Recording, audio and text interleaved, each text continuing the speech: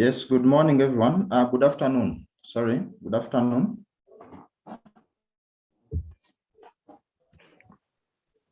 Good afternoon. Can you hear me? Good afternoon. Yes, Teacher. how are you? Fine. Yes, last time we're still looking at Buganda Kingdom, and we saw that it is one of the centralized kingdoms or states. And when you look at the current king of Buganda, he's called Ronald Edward Frederick Chimera Mwindamtebi II. So he's the current, and he's the 36th Kabaka of Uganda. So we try to look at the origin of Buganda Kingdom, and we saw that the origins of Buganda Kingdom are not very clear. For instance, when you look at the Ganda traditions, they say that Buganda Kingdom was founded by Kintu, who came from the direction of Mountain Elgon with about 13 to 14 clans. Whereas the Bunyoro traditions or the Nyoro traditions, for them, they say that Buganda was founded by Katokimera, a twin brother of Isingoma Rukidi Mpuga. But some other historians, like we said, they say that Buganda was founded by Bantu from Sese Island. So there are so many arguments, and there are also some other arguments which say that Buganda was part of the Chwezi Empire. So we try to look at all those origins, and we try to look at the factors for the rise and expansion of Buganda Kingdom. So today, we want to look at the social, political, and economic organization of Buganda Kingdom before 1800 AD. How was Buganda organized socially, politically, and economically before 1800 AD? So, we are going to start with the social part. Socially, how was Buganda Kingdom organized? Socially, how was it organized? So we are seeing that socially, Buganda was divided into classes. It was divided into classes. We had the Balangira, those are the people from the royal family. The Bataka, those are the landlords. The Bakopi, those are the peasants.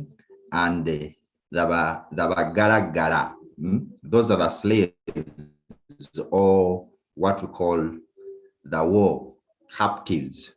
So Buganda was organized, or it was divided in two classes. We have the Balangira, we have the Bataka, we have the Bakopi, and even the Bagaragara. But we are seeing that amongst all those classes, the royal family is the most privileged class. The royal family, it is the most privileged class because it owns a lot of land, and that is the class where we find the Kabaka. So it is the most privileged class. So when you look at Uganda socially, the clan, it is so important. Everybody in Buganda must be connected to a certain clan. So a clan, it is the social unit in Buganda. It unites socially all the people of Buganda, and each clan must have a totem. A totem, we call it the Muziro. The totem, we call it the Muziro. For instance, Mukwaya. My totem is a buffalo, what we call a mbogo. So each and everybody in Buganda must be connected to a clan, and each clan must have a totem, what we call a Muziro. Excuse me, teacher. Yes. What did you say your clan totem was? My clan totem. Mbogo. Yes. Mbogo. Do you know the Mbogo in English? Yes. So my totem is Mbogo. In English, I think it is what we call the buffalo. The buffalo. So it is a taboo in Buganda. It is a taboo in Buganda to eat your totem. It is a taboo. You're not supposed to eat your totem. So the major totems, for instance, we have the lungfish, that is the mamba. Those people that belong to the mamba clan, they are not supposed to eat a mamba. They're not supposed to eat it. So it is important to observe that each of the above clans had its head, and the heads of the clans, they are normally called omukulu w'ekika. Those people who head the clans in Buganda, they are called omukulu w'ekika. So we are saying, we are looking at the social organization of Buganda Kingdom before 1800 AD, and we have said that socially Buganda was divided into classes. Buganda was divided into classes. What are those classes? We had the Balangira, those are the people from the royal family. We have the Bataka, those are the so-called landlords. We have the Bakopi, and then the Bagalagala. And amongst all those classes, the most privileged class, it is the royal family, the Balangira. They are the most privileged because that is the family where the Kabaka comes from. And in Uganda, a clan, it is very important because it is the social unit. It unites each and everybody. And each clan has its own totem, in brackets, which we call omuziro. It is a taboo in Uganda for any Muganda to eat his or her totem. It is a taboo. So when we look at still the clans, the person who heads the clan is called omukulu w'ekika, in quotes. Omukulu w'ekika. And we are seeing that currently in Uganda, we have 52 clans. We have 52 clans in Uganda. So a lot of respect is given to the so-called clan head, the one we call omukulu w'ekika. I think you are seeing the way how I'm presenting these points. When you learn on that question, they're asking you to describe the social, political, and economic organization of something. You must present your points in an orderly way. My friend Kaidi, you normally want so much to summarize. When I give out questions, you summarize. When you summarize, history is marked out of impression. You should know that history is marked out of impression. If you do not impress the examiner, if you do not impress somebody who is marking you, you're going to lose out marks. So first of all, you must be orderly. In history, we don't bullet points. We don't bullet. These are not objectives whereby they are telling you circle, you circle. History. History.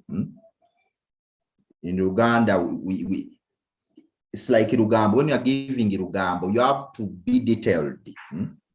So, Kairi, you have to change that. When I give out assignments, please make sure that you are detailed. just like you see, I present my points, you have to be detailed. Okay, let us continue. We are looking at the social organization of Buganda Kingdom. In the first place, we have said that Buganda Kingdom was divided into classes. You mentioned them. Like you are seeing my points, you mentioned them. Hope you can see my screen. You mentioned them. For instance, they had the royal family. Those are called Balangira. They had the landlords. Those are called the Bataka. They had the Bakopi. They had the Bagalagala. The royal family was the most privileged. The clan is the most important unity. And so on and so forth. So when we try to continue, we are seeing that elders were also accorded with much respect in Uganda. Elders are respected so much in Uganda. And let me tell you, those days, bringing up a child, it was a responsibility of the whole community. The whole community was responsible. Those days, somebody finds you on the way you are moving while eating, that person was free to give you a syrup. That person was free to tell you, lie down. Why are you eating while moving? So elders were accorded with a lot of respect, and they could discipline anybody. They could discipline anybody as long as you are going wrong. When we try to continue, we see that the drums were very important. In Uganda, the drums were very important because it was an entertainment object. Drums were very, very important in Uganda. Why? Because it was an entertainment object, and on top of that, it was sounded. It was sounded to call people for communal work.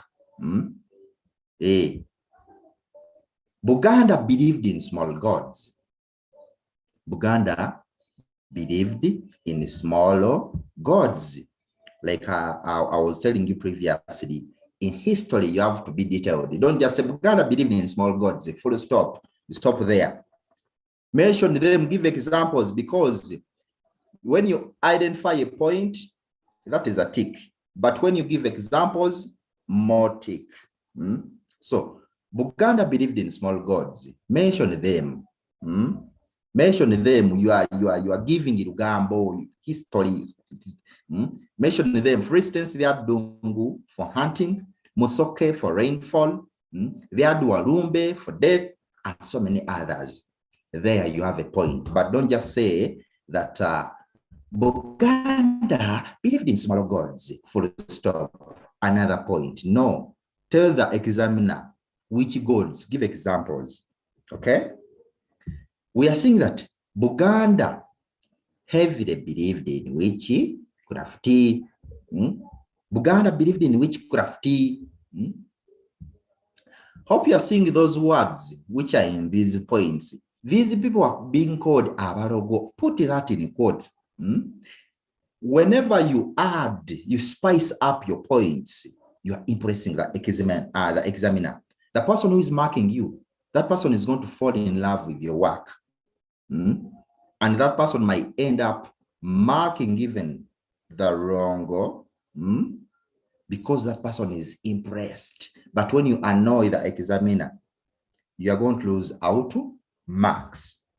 So make sure that each point, it has an example, or it has something which is going to spice it up, a backup. For instance, when you look at this point, Uganda heavily believed in witchcraft. These people are being called Abalogo, witch doctors. These people are being consulted. They were respected. They were feared. Abalogo. These people that are being feared, those witches. I think you hear of Mama Fina. Have you heard of Mama Fina? Laura, have you heard of Mama Fina? Yes. Hey, what do you know about Mama Fina, Laura? All I know is just that she was, I think, a god.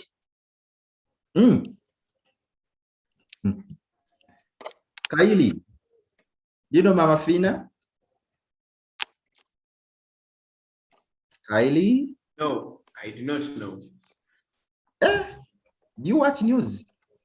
No. You should.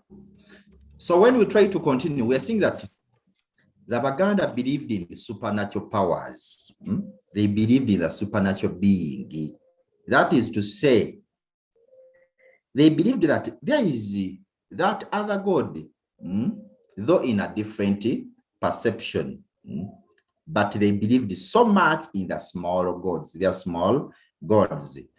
Still socially, polygamy was widely practiced in Uganda, but the Baganda believed in polygamy, having one man when he's having so many wives. They believed in that, and a man was given a lot of respect when that man had so many wives in Uganda.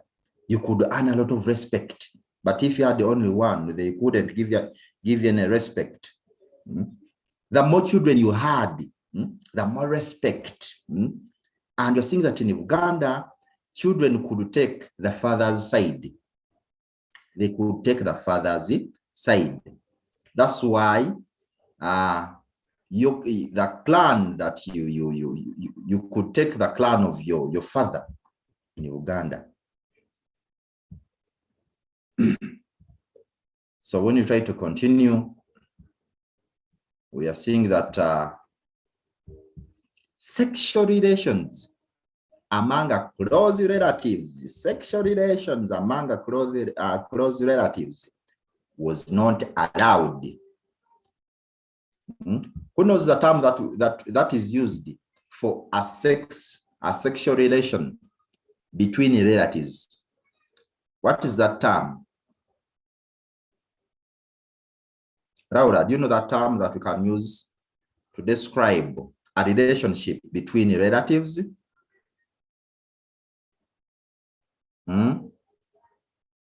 Laura?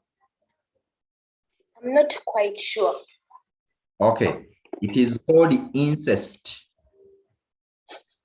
Incest. When you are in a relationship with your close relative, we call that incest. It is an abomination. Even the Bible does not allow that. So even in Uganda, they discouraged incest, or they discouraged close relations with your relative. It was not allowed at all. The Baganda dressed in back cloth.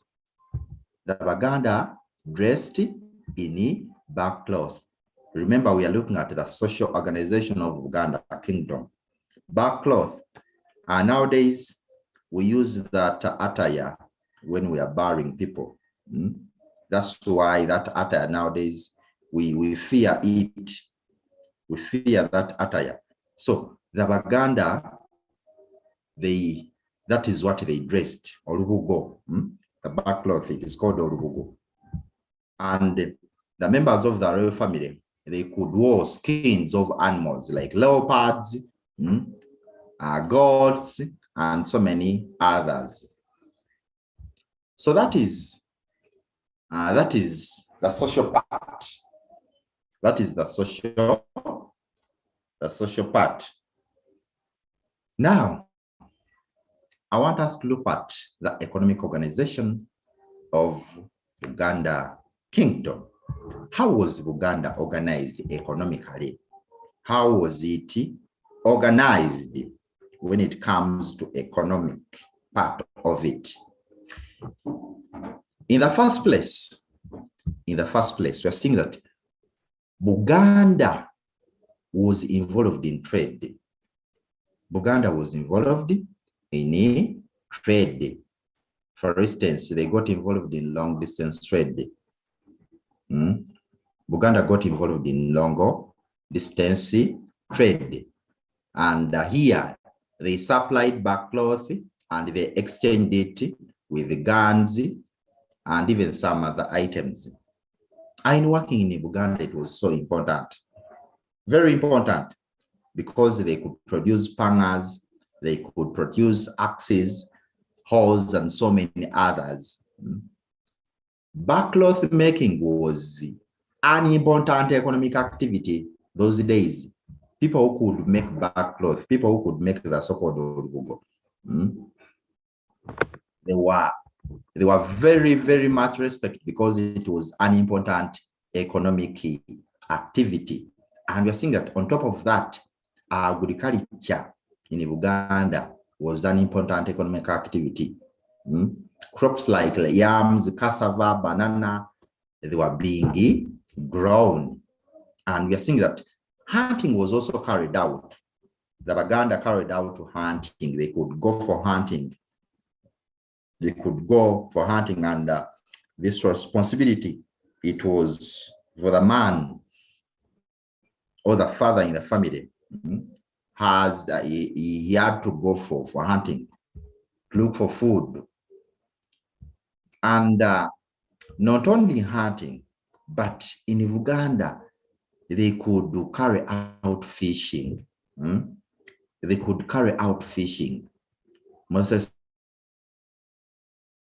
especially around the shores of Lake Victoria and even Sese Islands. And we are seeing that in Uganda, land was at first owned communally. Land was owned communally. It is not like these days whereby people own land. You have your own land. But in Uganda, at first, land was owned communally. There's nobody who had the land ownership. But the Kabaka had supreme rights. The Kabaka had supreme rights over land. That's why he could give out land. He could give out land. That's why he was being called names like Sabataka, because he was the owner of land. The Kabaka was the owner of the entire land in Uganda. That's why they could call him Sabataka. Furthermore, we are seeing that division of labor existed in Uganda's economic setup. Division of labor. I've talked about it previously. For instance, men could go for hunting, and men could carry out fishing and even some other activities. Whereas women, they could go and do farming, or they could cultivate. And we're seeing that craft industry in Uganda, was also very important. Crafts like mats, crafts like baskets, crafts like beads were being developed. Okay. We are seeing that taxation in Uganda was very important. Taxation in Uganda was very important. Taxes were being collected by the chiefs. The chiefs collected taxes.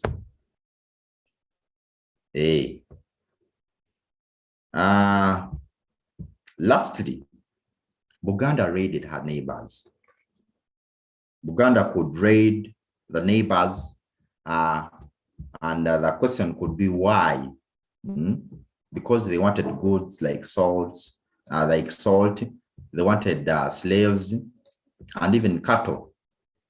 So Buganda raided the neighbors in order to get these goods. So let us look at the economic organization of, the political organization of Buganda Kingdom. We have looked at the social part. We have just looked at the economic part. And I want us to look at the political organization, politically. How was Uganda organized? How was it organized? Now, first and foremost, politically, the kingdom was highly centralized. Politically, the kingdom was centralized, central, which means that there was somebody who was heading the whole kingdom, and that person was the Kabaka, or the king. The king was the person who was the supreme leader. So politically, Buganda Kingdom was centralized. There was somebody who was heading the whole kingdom, and that person who was heading the whole kingdom, and even right now, is called the Kabaka. So Buganda Kingdom was headed by the Kabaka. Kabaka had a lot of authority. The Kabaka had a lot of authority. He could appoint, he could dismiss, he could give out land. He could give out land. That's why the other time I told you that the Kabaka could make a visit at a certain village, and when he likes your wife, he could take the wife, and you have to thank him for taking your wife, because he had a lot of respect. He had a lot of authority. So just a mere taking your wife, you have to thank him. Thank you for taking my wife. Okay? And we're seeing that the Kabaka was assisted by chiefs. The Kabaka was assisted by chiefs. So these chiefs, when we look at the officials that the Kabaka had, he had the Chief Justice, that one is called the Omulamuzi. Chief Minister, that one is called the Katikiro. By the way, Laura, do you know the Katikiro of Uganda? Laura? No, teacher. Kairi, do you know the Katikiro of Uganda? Teacher, the what? Do you know the Katikiro of Uganda? No, I'm not. I do not know that. The Katikiro of Uganda is called Charles Peter Mayiga. Have you ever heard of that name? Peter Mayiga. It's so common on TV. You have never heard of that name?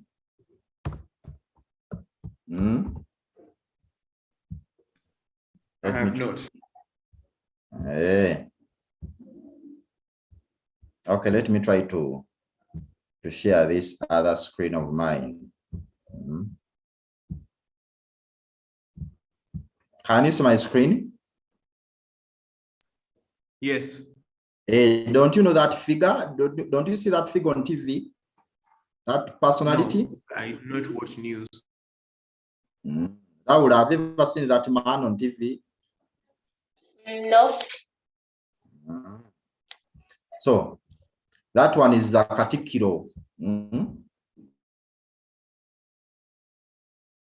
Or the Prime Minister, the Katikiro of Uganda. So we are seeing that there was the so-called treasurer. The treasurer is called Omwanika. Parish chiefs, Abemiruka, nobles, Abakunga, and so many others. So all those people, they are officials of the Kabaka. They assisted the Kabaka, or they assisted the Kabaka of Uganda. I've said we had the Chief Justice Omulamuzi, Chief Minister Katikiro, Treasurer Omwanika, Parish chiefs, Abemiruka, nobles, Abakungu, and so many others.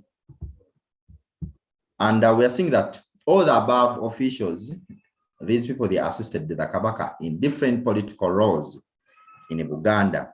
And we're seeing that Buganda had a legislative council. Buganda had a legislative council, what we call Oruchiko. And it was made up of clan heads, all the clan heads and other officials. They could make up the so-called Oruchiko. And we're seeing that the kingdom had a standing army. The kingdom had a standing army to get lawbreakers and to defend the kingdom of Buganda. And those people nowadays, they are called Abagalagala. Abagalagala. Have you ever heard of those people, Abagalagala? Mm? No. Mm. So we're seeing that the Namasole, or the Queen Mother, acted as an important advisor to the king. Mm? The mother to the king is called Namasole. Mm? In English, we call that person Queen Mother. So she's an important advisor to the king. The Kabaka could reward his officials with gifts. Mm? Especially when you have done something good, the Kabaka could give you gifts. The Kabaka was the commander-in-chief of the Buganda forces. The commander-in-chief, just like when you look at our central government, the commander-in-chief is the president of Uganda, His Excellency Yoweri Kaguta Habura Museveni. He is the commander-in-chief of the army. And even when you look at Buganda Kingdom, the commander-in-chief of the Buganda forces was the Kabaka, because he was the supreme military leader. And kingship in Buganda was hereditary. Kingship in Buganda, it was hereditary. What does that mean? That only those people in the line of the royal family, they had a chance of becoming kings. If you're outside the royal family, you can never dream of becoming a king. Never. But all those people who are in the line of the royal family, that means that they had chances of becoming kings. And we are seeing that in most cases, the son to the Kabaka had more chances of becoming a king. The son to the Kabaka. So everything in the Buganda Kingdom belonged to the Kabaka. Everything. And when I talk of everything, we are talking about land. Even women, all women, they belong to Kabaka. So everything in the Buganda Kingdom is owned by the Kabaka. So I want us to first watch this video clip.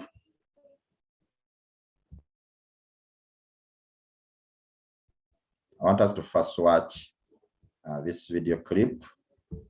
It is an explanation of the Democratic Party. He won elections in 1960. Uganda, the history of Uganda Kingdom.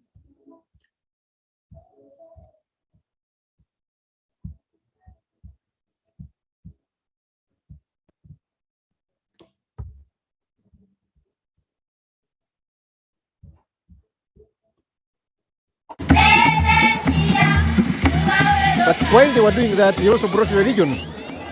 Which religions began fighting each other? And the Kabaka said, now look, you fellows, you're saying you are believing in one God. Why do you fight each other? In fact, he killed a number of them. Buganda began resisting when these British showed their true colors.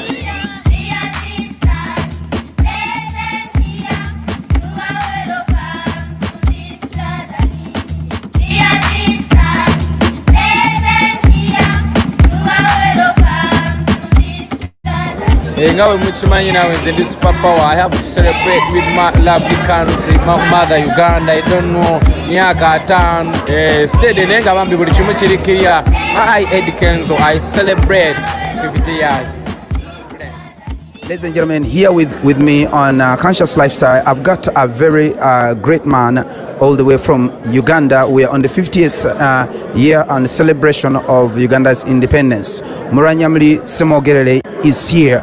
Honorable Muranyamli Semogerere, being the advisor of the kingdom, the royal advisor of the kingdom of Buganda, also the ex-category of the kingdom of Buganda. And he has taken us through the history of Uganda. It was very, very interesting.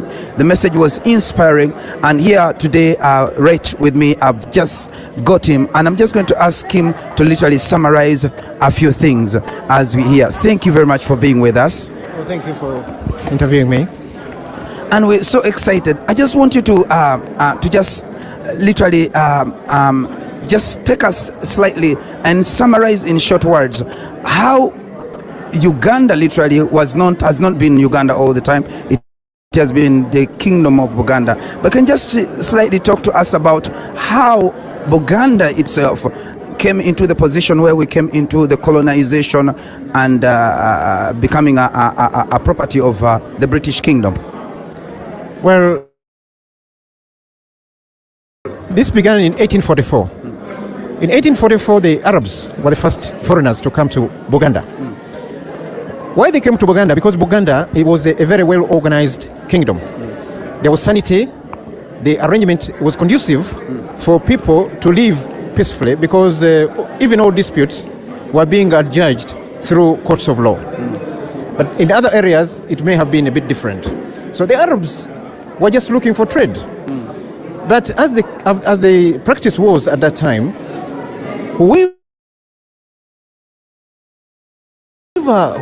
any foreigner who came to Buganda had to report to the Kabaka, and therefore these people also took advantage and introduced their religion of Islam to the king. And later on came an explorer known as Speke. Speke was looking for the source of the Nile.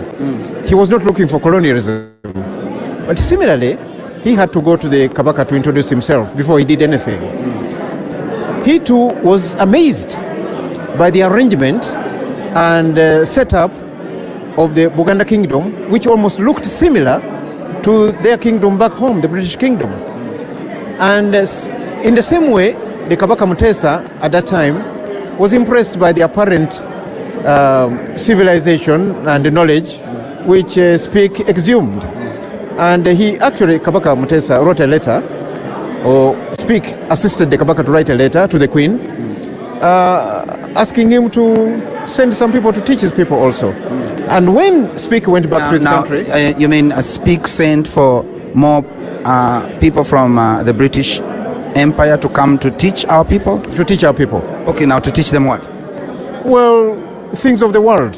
Because to the Kabaka, who was not inducted in any modern reading and writing and so on and so forth, Kabaka wanted these people to learn how to write and read and write, and also civilization. Okay. So when Speke went back to Britain, he wrote in the newspapers in Britain and in Europe that he found a kingdom which amazed him in the dark Africa, which was so organized almost on the lines of the British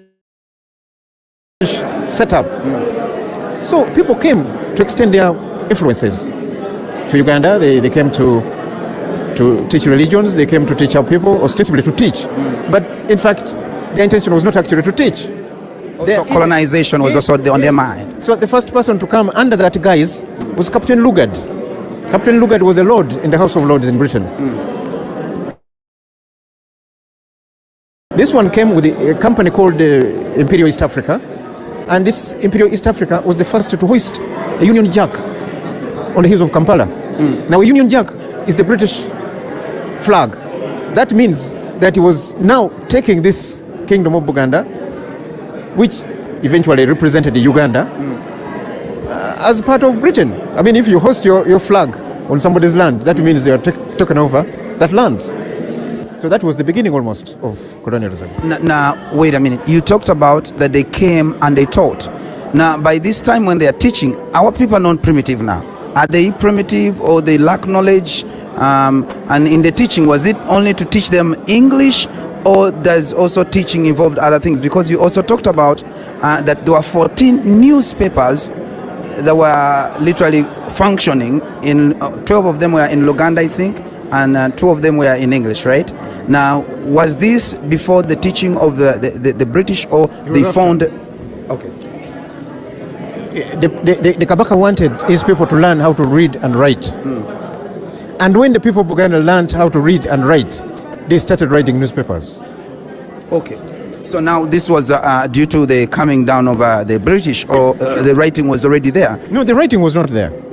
At that time, people were not writing and reading. Okay. They had some other kind of civilization, but not reading and writing. Okay. They knew how to rule themselves. They knew how to go to courts. They knew how to fight. They had a navy. They had a policemen and so on and so forth. They had courts of law. But reading and writing was something they didn't know. Okay. That's what the Kabaka wanted the Europeans to come and teach them.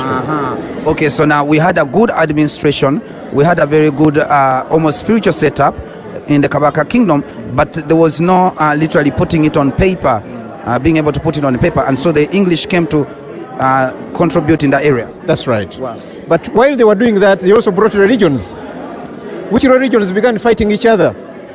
And the Kabaka said, now look, you fellows, you're saying you are believing in one God. Why do you fight each other? In fact, he killed a number of them. And some of them became the martyrs. You know the martyrs, Uganda martyrs? Uganda martyrs started with the kings of Buganda. King Mwanga actually killed them. Okay. So, since then, Buganda began resisting when these British showed their true colors, that indeed they have not come to help the Africans or the Baganda or the Ugandans, but they have come to colonize them. And they forced the Kabaka to enter into an agreement with them to allow them to collect revenues, to do some administration, and also to do some trade. And that was the beginning of colonialism. But then the Kabaka resisted this when he saw it was going a bit too far, and he began fighting. He left his palace, he went to Buddu. Buddu is one of these counties, and they defeated him there. He ran away, he went to Bunyoro, they teamed up with the Kabalega. You ask him what other people were doing. Kabalega was also resisting the British. Okay. Yeah. So they fought together, but eventually they were overpowered and exiled to Seychelles in the Indian Ocean, where Kabaka eventually died. But he had left a son who was 3 years old. And this British arranged an agreement between Buganda and Her Majesty the Queen's government. That agreement is known as the 1900 Agreement. That is the agreement actually which almost took away the independence of Uganda. And that agreement was signed by the 3 regents who represented the Kabaka, because the Kabaka was just 3 years old. And since then, the struggles went on, and all of them were being perpetrated in Buganda and initiated by people of Buganda. Until, briefly, if we want, until when the Kabaka actually wrote a letter to the governor. The governor at that time was ruling Uganda, and told him, look, whatever we are doing is being taken away by the Europeans, and the rule, my people are tired of the rule, and he wanted him to sign an agreement with him to indicate that he has accepted the Federation of East Africa. The Kabaka said, no, I don't accept. And then the governor exiled him in 1953. He said, look, you in the 19 agreement, you agreed to cooperate with Britain, therefore you cannot refuse to sign. And the Kabaka said, no, I cannot sign because I don't have the mandate to sign. I must get the mandate of my Lukiko, that is the parliament of Buganda. So they exiled him for 2 years. But when the Baganda got lawyers, they got 3 lawyers. One of them was a Muganda, another one was 2 constitutional lawyers, and they pleaded the case, and the Kabaka defeated.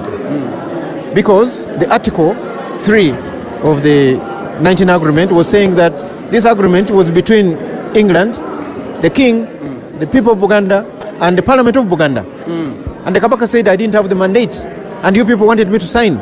Therefore, the case, he defeated them in the case, and he was brought back very triumphantly. After that, there was also another agreement under which he came back, and in this agreement, that agreement, which I was appointed, the lawyers were appointed by the British, they agreed to whatever the Kabaka was actually demanding, and that was independence. So you can see that the independence of Uganda was actually, spearheaded by the Kingdom of Buganda, and especially by the King of Buganda, because it was after that then they had elections after 6 years, and then we had the first Prime Minister, Benedicto Kiwanuka of the Democratic Party. He won the elections in 1961, and later on, when Buganda said no, we didn't participate very well, the elections were done again in 1962, where Obote teamed up with the Buganda, and he won the elections. Then he became the first executive Prime Minister of independent Uganda. Benedicto Kiwanuka admin of internal government. Is it internal self-government? Yes. And subsequently we became independent, and because of the role played by the Kabaka, eventually Kabaka was of Uganda. He was the first president of Uganda, and then Obote became the prime minister. But the prime minister, when they had this, you had King Kano Kuraije. Yes. He said they stole gold and ivory from Congo. Yes. Because of these accusations, he put his 5 ministers in prison, plus the army commander. He also abrogated the constitution of Uganda. And when he did that, the president at that time said, no, you cannot do this. Now the prime minister said, no, you can't even protest to me. So he overthrew the entire constitution. He removed the President Mutesa, and he declared himself the president of Uganda. And because of this, the Kabaka was not happy, and sort of protested in words and letters. Then the Obote overran the palace of the Kabaka and sent him into exile, where he eventually died.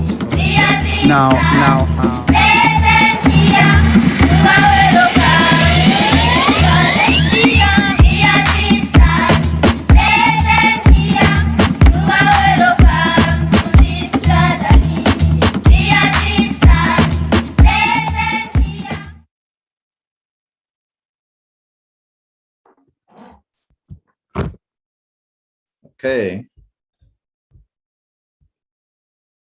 Yes, are you still there? I'm here. Yes, please.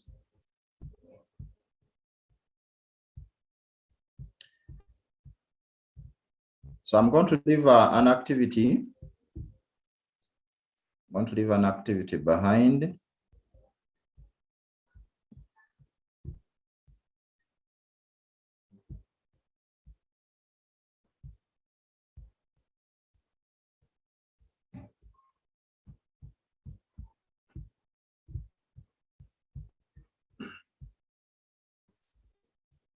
Can you see my screen? Yes. Yes. Yes. So we are going to do that activity. Don't copy. I'm going to post it in the group. Okay. I'm going to post it in the group. Do not copy. So that is what we're supposed to cover today. I don't know whether we have any questions. Peter, you are very late. You found us concluding this lesson.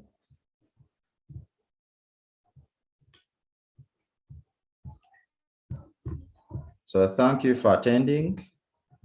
Since Peter, you are late, I request you give us a closing prayer. Peter, give us a closing prayer,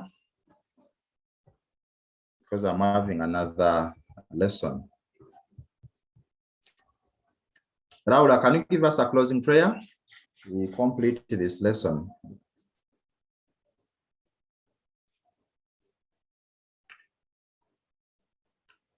Laura, give us a closing prayer.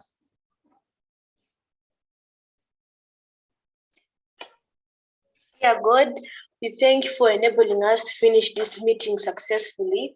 Grant that we may be able to do the work properly and may be able to understand it. In Jesus' name I prayed. Amen.